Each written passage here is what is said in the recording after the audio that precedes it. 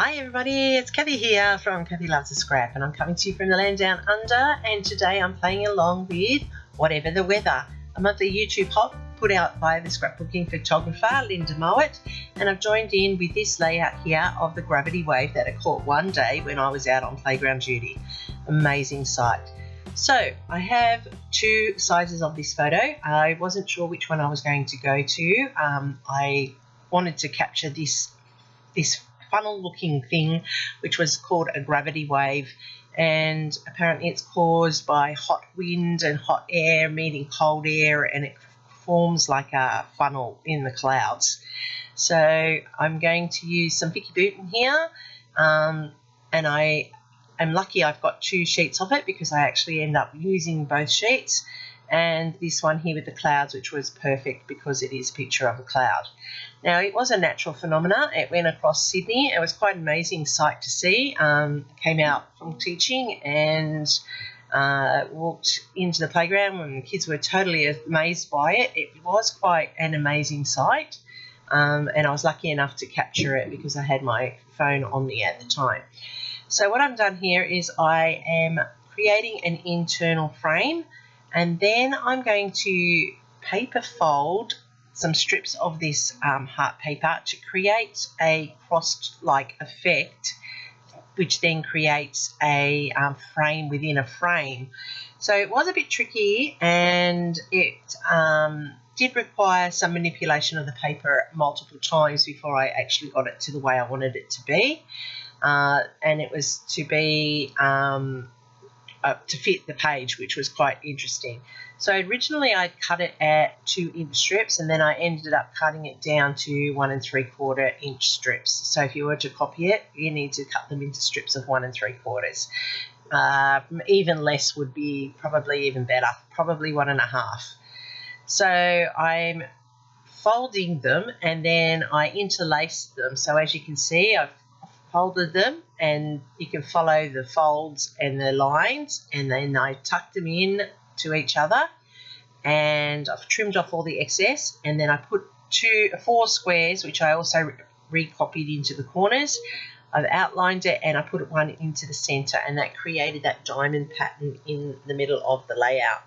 Now, as you can see with this large photo, I first of all backed up with the yellow to pick out the yellow hearts and to pop it off the page. But when I lay it down onto that folded framework that I had done down the center, it actually covers it all up. So I end up reverting to the smaller size of the photo. I'll use the other one in another layout to explain what it was as a sister page to this later on.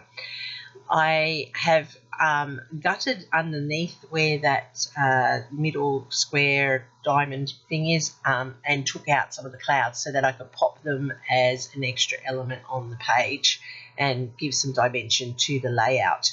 So that's where gutting it is appropriate, because you collect what you need for the layout.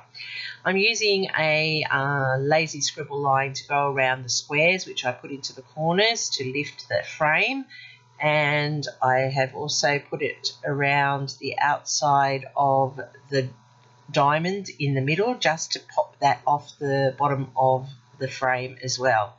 So you can see that that has lifted it just a little bit more by adding a little bit of dimension. I'm adding a faux stitched border around the outside, and that's to give it more definition against that background. Using my glimmers, I'm actually adding in some glitter just at the bottom of those clouds to give it a bit of a pop, and I have got the tidal gravity wave. As I said, this was a natural phenomena that happened at the end of June. There was where I think the newsman said the hot air met the cold air in the mountains, and then that created like a tumble effect in the sky, and that's how the clouds formed. And the kids were like, oh, it's a tornado, it's a cyclone, which is pretty unheard of down in Sydney where we are. But it's actually called a gravity wave, and it is a phenomena which is quite spectacular to see, and that actually spanned right across the sky like a rainbow. It went from one end to the other, so it was quite very, very magical to see. It was quite startling. So I'm putting down the hearts that I have fussy cut out of the leftover paper just to add some more dimension and pop onto the page, because it is a very one-dimensional page otherwise. So it adds that detail. Just pop the camera in there because it was a photo opportunity. And there's basically is my layout. I'm just going to write in when this happened, so I'm journaling when it happened. And like I said, on the sister page, when I go to create it, I will put in more details about the gravity wave and how it is created and what it looked like and the response of the kids on the playground, because it was quite a funny little bit of an experience and a teaching moment for those kids. So it was great. So there you can see I've got those hearts popped up. You can see the squares in the corner. I've got the clouds with the title in the corner. There's that fold, as I told you, with the papers. It was just something a little bit different. It was tricky to work out, I'm not going to lie, but when it came out, the effect was worth it. So that's my layout for this month's Whatever the Weather hop. And there's a playlist down below that you can go and check out all the players that are playing along today. There are some very talented people. Leave them some love. They deserve to have some feedback and a smile for the day. I'm Kathy from Kathy Loves to Scrap. I'm scrapping with you from the land down under.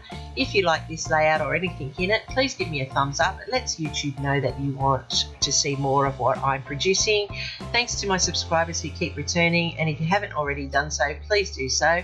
Leave me a comment. I will always get back to you. I love the feedback. You can find me on all my socials under Kathy Loves to Scrap. Instagram's where you find everything, even those without a video. Once again, thanks for watching. Happy scrapping. Till next time.